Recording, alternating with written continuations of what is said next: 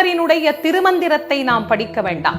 திருவாசகம் எழுதிய மாணிக்க வாசகரின் வார்த்தைகளையாவது நாம் படித்து பார்க்க வேண்டும் அல்லவா?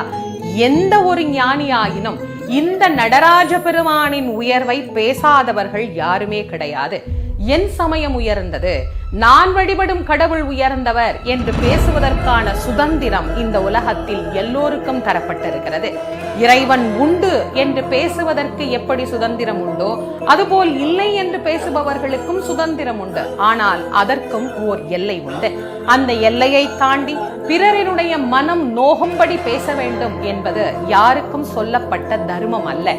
என் வழி எது, என் சமயம் எது, என்னுடைய கருத்துக்கள் எது என்று கூறுவதற்கு கொடுக்கப்பட்ட சுதந்திரத்தை சரியாக நாம் பயன்படுத்திக் கொள்ள வேண்டும். ஆக அவரவருக்கு வகுக்கப்பட்ட எல்லையில் நின்று அவரவர் தங்களுடைய வாழ்வை நடத்துவது என்பதுதான் நாகரிகமான செயல்.